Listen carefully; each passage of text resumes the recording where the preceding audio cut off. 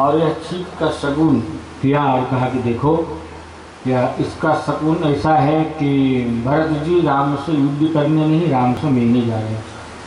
तो 3 प्रकार का वहाँ वस्तु लाई है भरत जी के मनोभाव की परीक्षा लेने के लिए। कभी कभी व्यक्ति के आहार से ही उसके विचार की परख हो जाती है।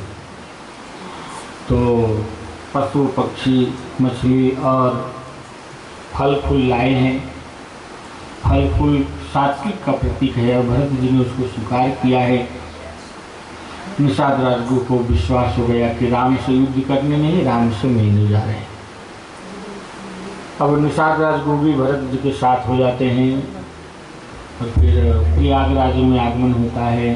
धीरे धीरे धीरे धीरे भरत जी आगे बढ़ रहे हैं, अंतिम मुकाम पर पहुँचे हैं, अंतिम मुकाम पर आ गए हैं। अब देखिए भरत और राम की जो मिलाप हो रही है वहां पर 3 जगह विघ्न है। पहला विघ्न तो जब हम भगवान से मिलने का प्रयास करते हैं, भगवान के समीप जाने का प्रयास करते हैं, तो अनेक विघ्न बाधा उत्पन्न होता है। भरत जी जब राम जी के पास आ रहे हैं तो पहला विघ्न तो निषाद राजगुरु जो कि सबको कहा कि सब अपना शस्त्र उठाओ और भरत को हम आगे बढ़ने नहीं देंगे, पहला विघ्न। दूसरा विघ्न हुआ देवराज इंद्र स्वयं अपने गुरु बृहस्पति के पास जाकर कहता है कि महाराज भरत जी की भाव ऐसे निर्मल है कि यदि भरत जी और राम जी की मुलाकात हो गई तो भरत जी के प्रेम में राम को वापस होना ही पड़ेगा। इसलिए आप ऐसा करिए कि भरत और राम जी का मिलाप ही ना। तब देवराज गुरु ने कहा देखो इंद्र, हम भगवान के यदि कोई अपराध करते हैं तो भगवान क्षमा कर देते, लेकिन भगवान के भक्तों का यदि अपराध करेंगे तो फिर बचना मुश्किल है। इसलिए इसे रोको मत।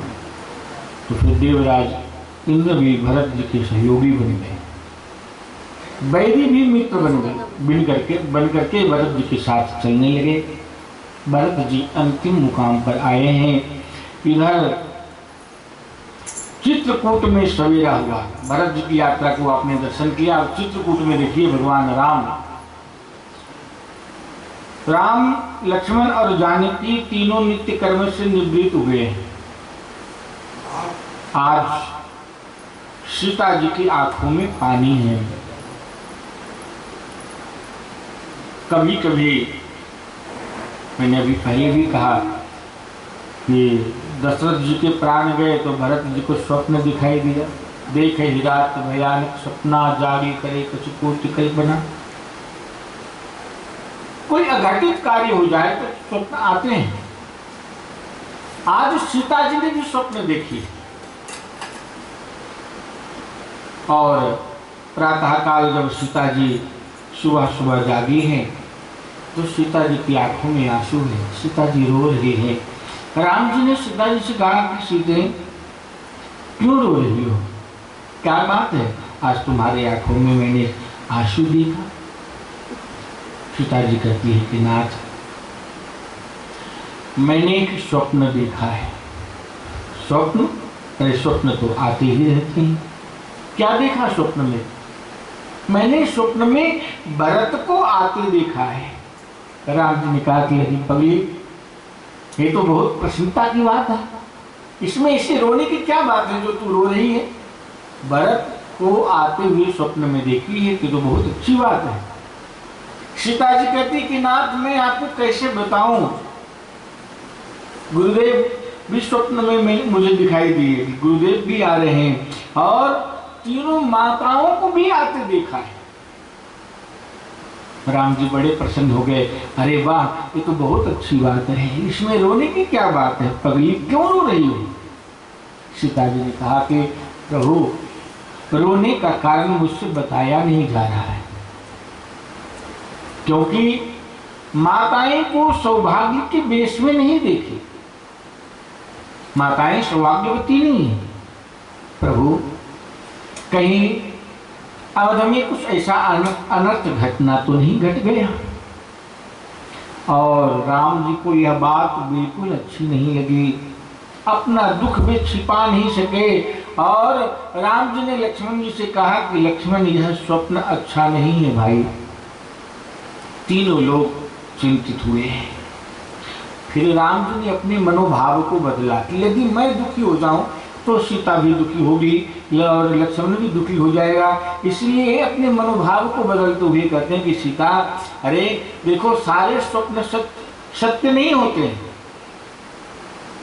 स्वप्न तो आते ही रहते हैं। ऐसा समझाकर भगवान श्री राम आंगन में बैठ गए हैं।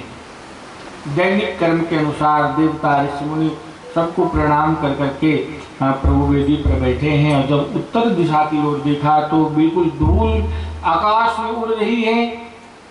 तो गोस्वामी जी ने लिखा कि सन्मान ईश्वर मुनि बंदी बैठे उत्तर दिशी देखत भये। प्रभु जब उत्तर दिशा की ओर देखे ना तो सारे पशु व्याकुल होकर के भाग रहे थे। और राम जी ने विचार किया कि जब से हम यहाँ आए हैं तो यहाँ के भील लोग शिकार खेलना छोड़ दिया, फिर भी ये पशु व्याकुल होकर के क्यों भाग रहे हैं? इतने में एक किरातों ने आकर के महाराज राम जी को सूचना दिया है कि महाराज अयोध्या से राजकुमार भरत आए हैं। भरत आए हैं। तुलसीदास जी लिखते हैं कि जब भगवान राम ने सुना कि राजकुमार भरत आए हैं तो लिखा, सुनत सुमंगल बैन, सुनत सुमंगल बैन, मन प्रमोद मन पुलक भर, शरद सरोरुहन तुलसी भरे स्नेह जल। राम जी की आंखों में शरद ऋतु के समान जल भर आया।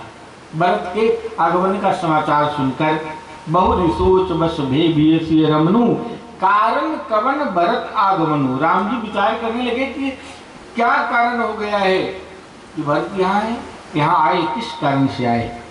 इतने में एक भीलों ने आकर के समाचार दिया कि महाराज भरत अकेले नहीं आए हैं, तो उनके साथ चतुरंगिनी सेना भी साथ आई है।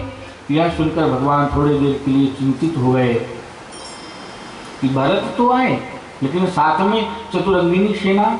इसका मतलब ये नहीं है कि राम जी के विचार में ये आया कि चतुरंगिनी सेना को लेकर के भरत हमारे साथ युद्ध करने के लिए आए, नहीं। राम जी के मन में शंका हुई कि भरत मेरे युद्ध करने नहीं आ रहा, वो तो अपने राज्य सत्ता समर्पित करने के लिए आ रहे हैं। और अब मैं एक संत के वचन का पालन करूं, एक पिताजी की आज्ञा का पालन करूंगा। इस विचार में भगवान राम थोड़े सशंकित हुए थे। लक्ष्मण जी भगवान राम के मनोभाव को देख करके उत्तेजित हो गए कि आज मेरे प्रभु चिंतित हैं, चिंता में हैं। तो लक्ष्मण जी ने कहा, बिनु पूछे कछु कहूं गोसाई। हे गोसाई, हे प्रभु, मैं बिना पूछे आज कुछ बोल रहा हूं, क्षमा करिएगा। देव भरत चतुरंगिनी सेना को लेकर के क्यों आ रहे हैं, इसका कारण मुझे समझ में आ गया है। महाराज, जैसे विष के बेल में अमृत का फल कभी नहीं लगता है, ठीक उसी प्रकार जो केकई का दूध पिया है ना महाराज, उसमें सज्जनता कहाँ से आई है? उसमें सज्जनता आ ही नहीं सकती। महाराज, भरत ने सोचा होगा, उन्होंने सोचा होगा कि मैं राम और लक्ष्मण को रणभूमि में बांधकर मार डालूंगा और 14 वर्ष बाद हमारे राज्य गद्दी पर कोई आशंका ना हो। देखिए, ये भी बहुत बड़ा विघ्न है, प्रभु मिलन में बहुत बड़ा विघ्न बन रहे हैं लखन जी। लक्ष्मण जी कहते हैं कि प्रभु, भरत साधु तभी तक था जब उसे राजगादी नहीं मिली। अब तो राज सत्ता प्राप्त करने के बाद विषयी जीव में अहंकार आ ही जाता है महाराज। सत्ता प्राप्त करने के बाद भरत भी आज अपना भान भूल गया है, किंतु मैं उसे छोड़ूंगा नहीं। लक्ष्मण कहते हैं कि प्रभु मैं प्रतिज्ञा करता हूं कि रणभूमि में मैं भरत को वापस जाने नहीं दूंगा। महाराज मैं क्षत्रिय हूं, जिस प्रकार सिंह हाथी को विदीर्ण कर डालता है उसी प्रकार मैं युद्ध क्षेत्र में भरत और शत्रुघ्न को चीर डालूंगा। जिस प्रकार बाज तितरों को मार देता है उसी प्रकार मैं अवध की सेना का नाश कर दूंगा।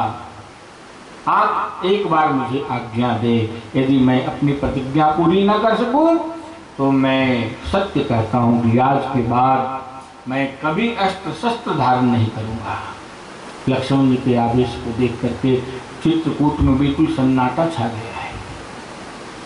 देवतागण घबराए हैं और आकाशवाणी हुआ है कि सहजा करी पाछे पछताही, कहीं वेद बुझते बुझनाही। आकाशवाणी हुआ कि लक्ष्मण उतावलेपन में काम करके कहीं तुम्हें पछताना ना पड़े, और जो उतावलेपन में काम करके पश्चाताप करते हैं लोग उसे धीर पुरुष और धैर्यवान नहीं कहते हैं। लक्ष्मण जब आकाशवाणी ने ऐसा कहा लक्ष्मण जी चिंतित होते हैं। चिंता का कारण था कि मैंने भरत को वध कर डालूंगा ऐसा शब्द बोला है, क्या मेरे प्रभु राम को अच्छा लगा होगा? अब देखिए भगवान राम लखन को समझा रहे हैं कि देखो लक्ष्मण, मन में अहंकार तो उससे आएगा जो कभी जीवन में सत्संग नहीं किया, संतों का संग नहीं किया। भरत में कभी अहंकार नहीं आ सकता। क्यों? भरत न होई राजमद विधि हरिहर पद पाई। भगवान आज प्रमाण दे रहे हैं भरत के प्रति कि भरत को ब्रह्मा विष्णु तथा महादेव के पद भी प्राप्त हो जाए तो राजमध्य भरत को हो ही नहीं सकता। हे लक्ष्मण, लखन तुम्हारी शपथ पितुआना। आज भगवान राम ने लक्ष्मण का शपथ लिया है कि लखन तुम्हारी शपथ पितुआना, सुचि सुबंध नहीं भरत समाना। हे लक्ष्मण, मुझे तुम्हारी शपथ और पिताजी का सौगंध है कि भरत के समान पवित्र गुण वाला सुंदर भाई संसार में नहीं है। भगवान राम को विश्वास है कि भरत स्वयं संत है। चलिए यहाँ भरत सब सहित सुहाए, मंदाकिनी पुनीत नहाए। मंदाकिनी में स्नान करके शत्रुघ्न जी को साथ लेकर करके भरत जी धीरे धीरे आगे बढ़ रहे हैं। निषाद राजगुरु भी सामने में है, जहाँ प्रभु बैठे हैं राम लक्ष्मण सीता जी, और भरत जी दंडवत प्रणाम करते करते आ रहे हैं। कुटी का दर्शन हुआ है, मन आनंद से प्रसन्न हो रहा है। भरत जी विचार कर रहे हैं कि प्रभु को कहीं पता चलेगा कि ये भरत आया है तो कहीं मुझे दर्शन ना दे, स्थान को छोड़कर कहीं और जगह तो ना चले जाएंगे। नहीं, भगवान तो पतित पावन है, हम पतितों को पावन करेंगे। और ऐसे धीरे धीरे भरत जी आगे बढ़ रहे हैं, कुटी के समीप पहुँचे हैं। और जिस प्रकार डंडा को खड़ा करो और डंडा अचानक गिर पड़ता है, भगवान के दर्शन करके कुटी के पास समीप पहुंचकर भरत जी ठीक धड़ाम से गिर पड़े। प्रभु के चरण का दर्शन करते हुए रो रहे हैं, और लक्ष्मण जी ने भरत जी को देखा है, इशारा किया कि प्रभु भरत भी यहाँ आए हैं। पाहि पाहि कही पाहि गुसाए, भूतल पड़ी लटू की नाई। जब लक्ष्मण जी ने कहा कि ये नाथ भैया आपको प्रणाम कर रहे हैं, तब उठे राम सुन प्रेम अधीरा, कहूं पट कहूं निसंग धनु तीरा। गोस्वामी जी ने लिखा कि भगवान राम प्रेम अधीर होकर करके राम उठे हैं, और कहीं उनका वस्त्र गिर गया, कहीं भाथा गिर गया, कहीं धनुष बाण गिर पड़े, और दौड़े हैं। बलपूर्वक भरत जी को उठाकर अपने सीने से लगा लिया है, छाती से लगा लिया। तब भरत और राम जी के मिलाप को देखकर सब लोग अपने आत्म स्वरूप को भूल गए। गोस्वामी तुलसीदास जी ने लिखा, बरवस लियो उठाई उड़े, लाए कृपा निधान, भरत राम की मिलन लखी, बिसरे सब ही अपान। राम भरत जी का मिलन हुआ है, बहुत अद्भुत चर्चा हुई है। फिर उसके बाद भगवान राम को पता चला कि तीनों माताएं आई हैं, गुरु वशिष्ठ जी आए हैं, सबसे मिले हैं। पिताजी का स्वर्गवास हुआ, प्राणांत हुआ, ये समाचार सुन करके चित्रकूट का वातावरण पूरा पूरा करुण हो गया। राम जी के हाथों से मंदाकिनी में जाकर के तर्पण इत्यादि जो कर्म होता है वो गुरु वशिष्ठ जी ने करवाया। और राम के सानिध्य में अयोध्यावासी बड़े आनंद में रह रहे हैं। लेकिन राम जी ने कहा कि महाराज वन में तो हम तीनों को रहने की आदत हो गई है, आप लोग इतने सभा में यहाँ आए हैं, सब लोग अयोध्यावासी, सबको कष्ट हो या उचित नहीं है। इसलिए गुरुवर आप जिस उद्देश्य से आए हैं, जो आप आज्ञा करेंगे उस आज्ञा का शिरोधारी करूँगा, मैं पालन करूँगा। आप आदेश तो करें कि क्या करना। वशिष्ठ जी अब विचार करते हैं क्या किया जाए। राम अयोध्या वापस लौटो ऐसा कहूँ, विचार में पड़ गए। भरत जी को लेकर के जाते हैं और भरत जी ने कहा कि भरत अब हमें कुछ तो निर्णय लेना पड़ेगा ना, क्या करें। भरत जी ने कहा कि आप हमारे कुल गुरु हैं, आप जो निर्णय करेंगे वो मंजूर होगा, आप करिए ना। गुरु वशिष्ठ जी ने कहा कि भरत मैं ऐसा चाहता हूँ कि राम और लक्ष्मण को अयोध्या वापस ले चलो और उसके बदले में तुम और शत्रुघ्न 14 वर्ष वन में रहो। जब भरत जी से गुरु जी ने ऐसा कहा कि राम और लक्ष्मण को अयोध्या ले चलूं और उसके जगह पर तुम वनवास में रहो, भरत जी ने अपने गुरु जी के चरण को पकड़ करके भरत जी ने कहा है, हे नाथ कानन करई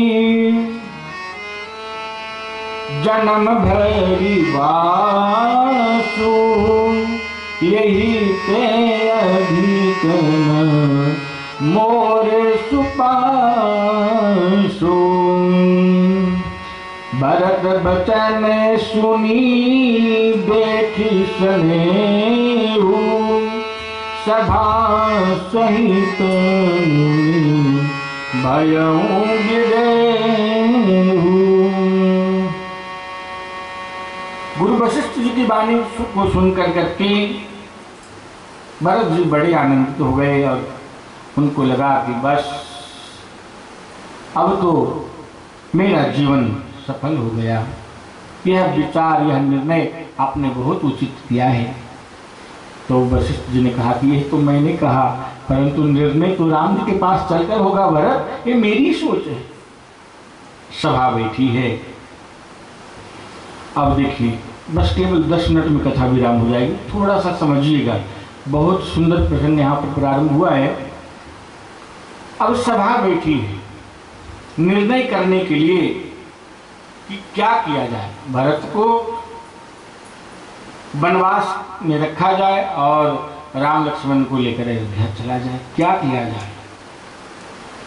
सब लोग बैठे सभा में और सबसे पहले भगवान श्री राम उस सभा में खड़े होते हैं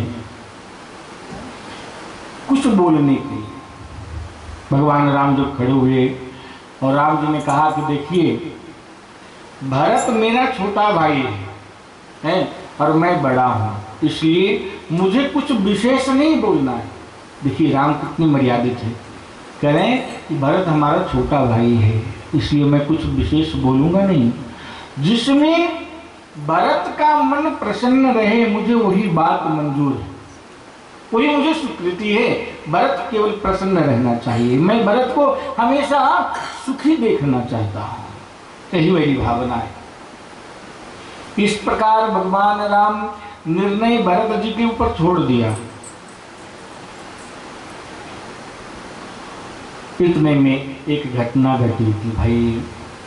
जनकपुर से महाराज जनक जी आए हैं, तो सभा को विसर्जित की गई है और फिर जनक जी का स्वागत किया गया। फिर सबसे मुलाकात होती है। जनक जी अपनी बेटी सीता जी से भी मिलती हैं। व्यवहार की समीक्षण जो होता है वो सब निभाया गया।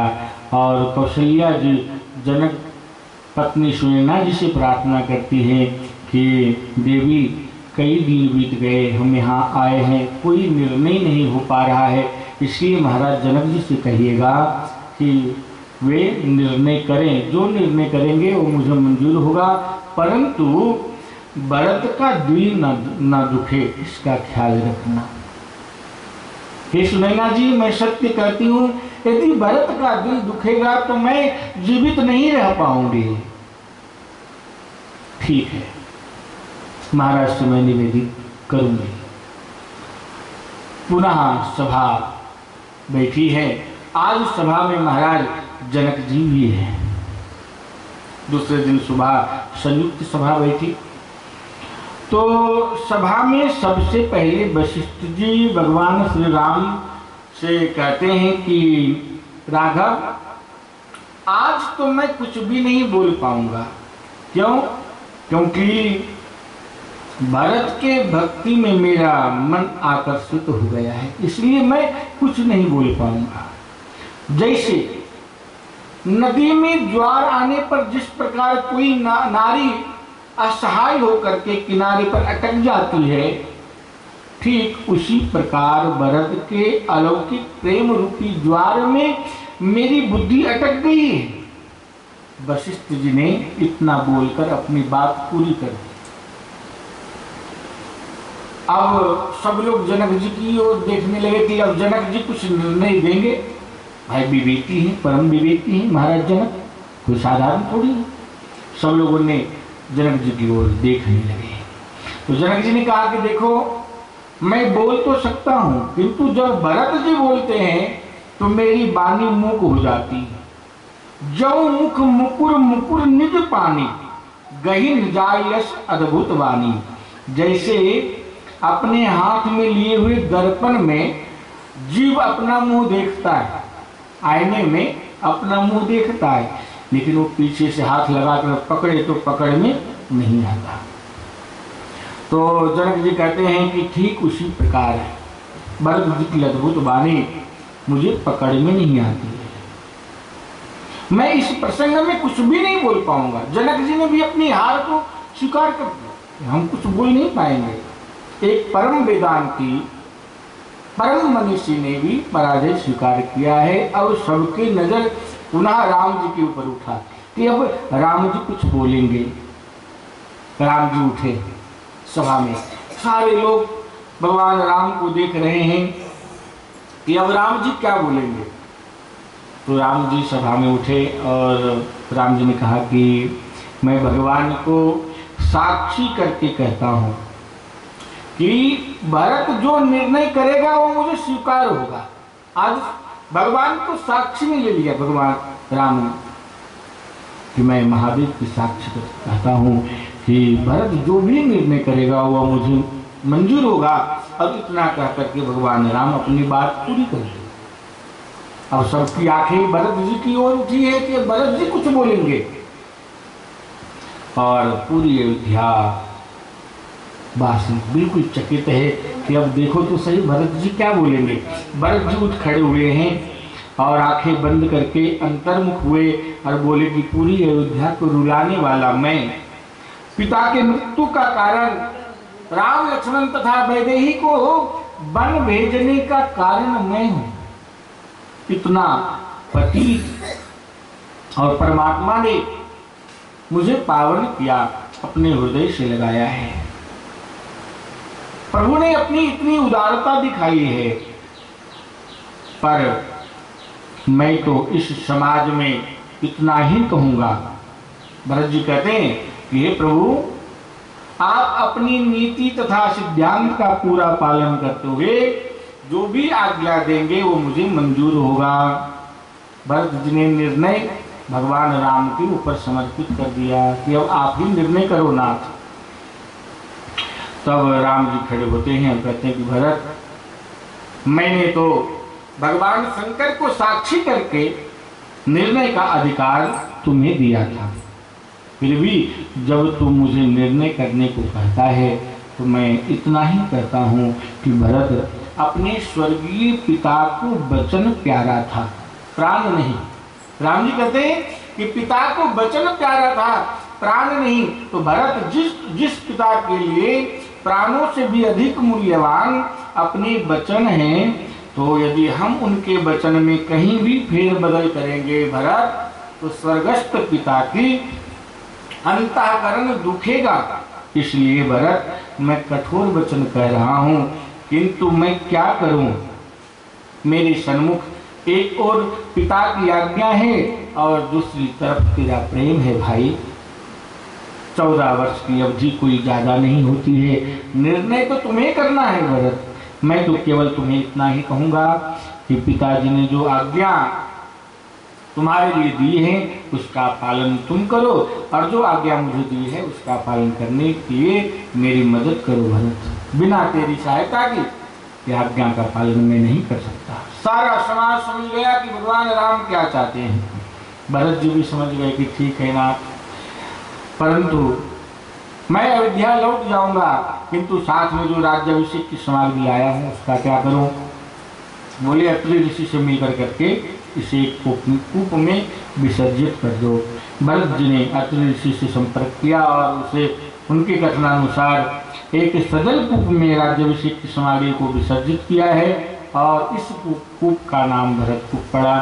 राम जी को वंदन करके भरत जी ने कहा कि प्रभु मेरी एक इच्छा है कि मैं 5 दिवसीय चित्रकूट यात्रा करूं।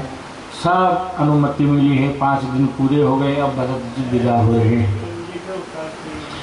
भगवान जब भरत जी को विदा देने लगे, बहुत करुण प्रसंग है, परंतु अब केवल 2 मिनट में हम दर्शन कर रहे हैं। तो भरत जी ने कहा कि हम तो लौट जाएंगे, लेकिन हमें कोई आधार चाहिए। तो भगवान श्री राम जी ने अपने चरण पादुका भरत जी को समर्पित करी है। गोस्वामी जी ने लिखा, प्रभु करी कृपा पावरी दीन्ही, सादर भरत शीश धरी, चरण पीठ करुणा निधान प्रेम, जनु जुग जानी प्रजा पाके। अपने खड़ाऊ दी है और उस खड़ाऊ को राम सीता का दर्शन करते हुए भरत जी ने अपने शीश पर धारण किया है। अब विदाई की वेला आई। यदि किसी से मिलने के बाद आपको सुख मिल रहा है, ऐसे प्रेमी जब उनका वियोग होगा, जब वो जाएंगे तो दुख होगा। मिलन यदि सुखद है तो वियोग दुखद होगा।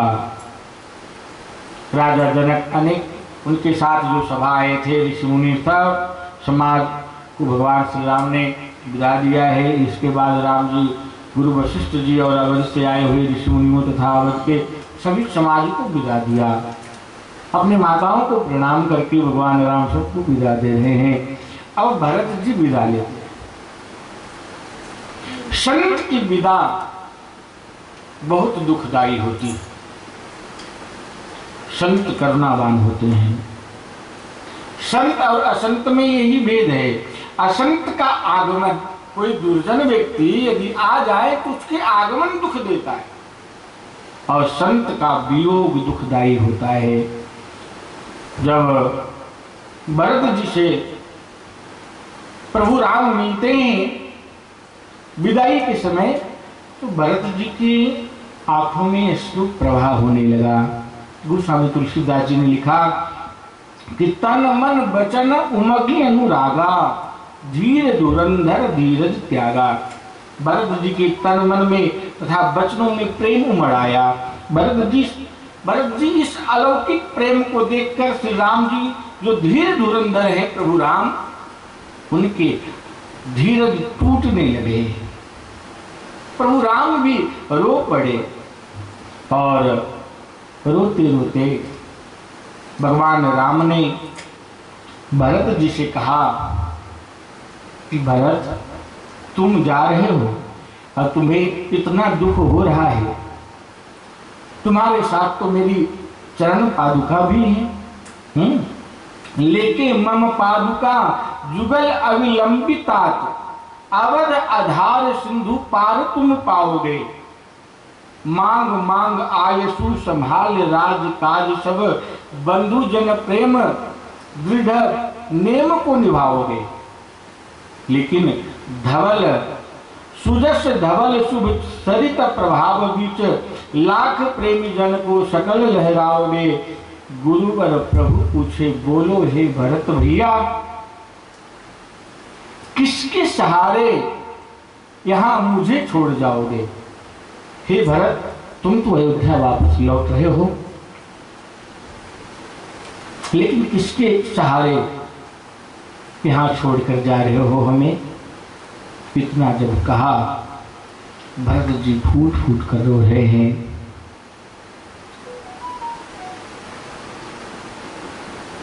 राम रो रहे हैं, लक्ष्मण रो रहे हैं, सीता मैया रो रही है। अपने इष्ट तथा आराध्य को रोते हुए देखकर चित्रकूट का जो वातावरण है बिल्कुल करुण बन गया, सारा समाज रो रहा है। धीरे धीरे विदाई दी है। जब तक भरत जी आगे बढ़ते हैं, मुड़ मुड़ कर राम की ओर देखते हैं, तब तक प्रभु खड़े रहे। राम लक्ष्मण सीता खड़े हैं। धीरे धीरे धीरे धीरे दिखना बंद हो गया, तीनों माताओं का दर्शन होना बंद हो गया। तो वापस लौट आए। राम लक्ष्मण विलाप कर रहे हैं और गोस्वामी जी ने कहा कि नित्य पूजक प्रभु पावरी, अयोध्या वापस आए हैं भरत जी और नित्य प्रतिदिन पादुका की पूजा करते हैं, अर्चन करते हैं। लेकिन भरत जी को अभी भी संतोष नहीं हुआ। उन्होंने गुरु वशिष्ठ जी से कहा कि प्रभु, मेरे परमात्मा वन में कंदमूल फल का आहार करे और मैं राज्य सुख भोगूं, कि मुझसे रहा नहीं जाएगा। मैं नंदी ग्राम में कुटिया सेवन करना चाहता हूँ। गुरु वशिष्ठ जी ने कहा कि जाओ कौशल्या अम्मा से अनुमति ले लो। यदि कौशल्या अम्मा तुम्हें अनुमति प्रदान करती है तो भरत, तुम्हारी त्याग और तुम्हारी तपश्चर्या सफल होगी, अन्यथा सारा व्यर्थ होगा। और भरत जी कौशल्या अम्बा से अनुमति मांगने के लिए आते हैं। रोते रोते कौशल्या अम्बा ने भरत जी को अनुमति प्रदान कर दी और आकाश की ओर देखा कि हे विधाता, अब कितना दुख देना चाहते हो? भरत जी ने कहा कि माँ, मैं नित्य प्रतिदिन अयोध्या आया करूँगा और कहीं भाग कर जाने वाला नहीं, परंतु मैं नंदी ग्राम में कुटिया बनाकर सेवन करना चाहता हूँ। अनुमति मिली है। भरत जी बिल्कुल तुलसी माला, हाथ में कमंडल और इत्यादि तप करने के लिए चल पड़े हैं। आज पूरा अयोध्यावासी रो रहे हैं।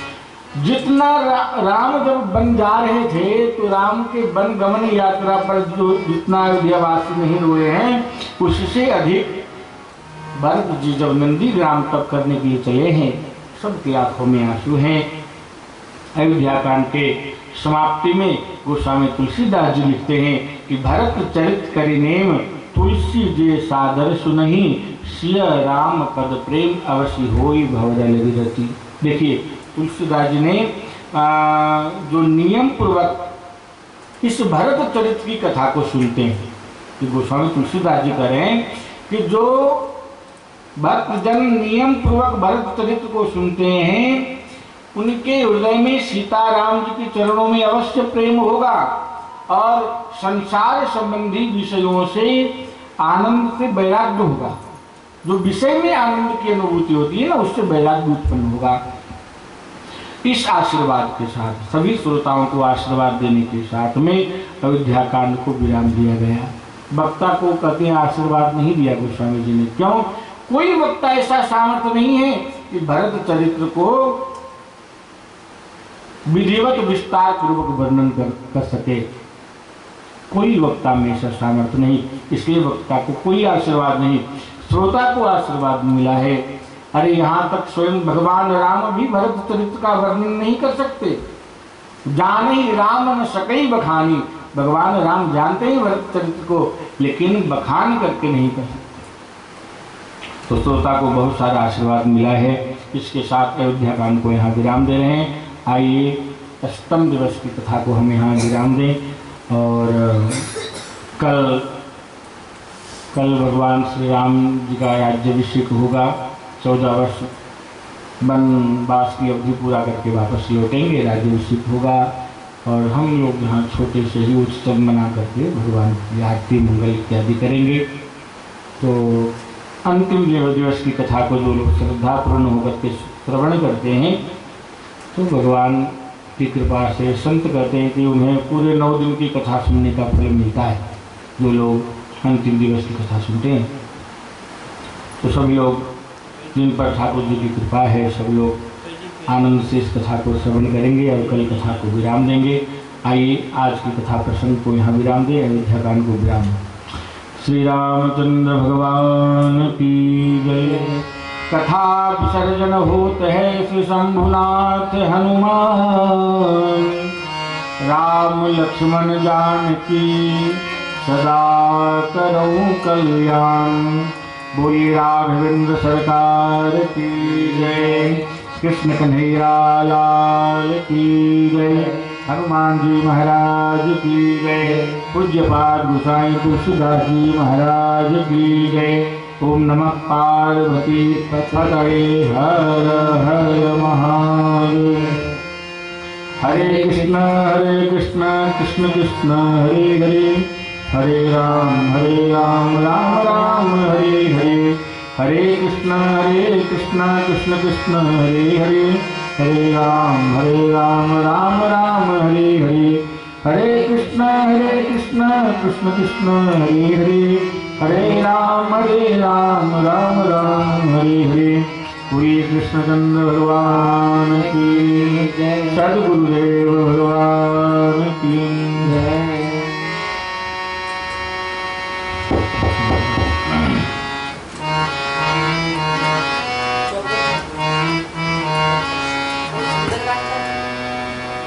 कल राज्याभिषेक उत्सव होगा और अंतिम में कथा विराम के पश्चात सुंदरकांड होगा। तो कल तो बहुत उत्सव है।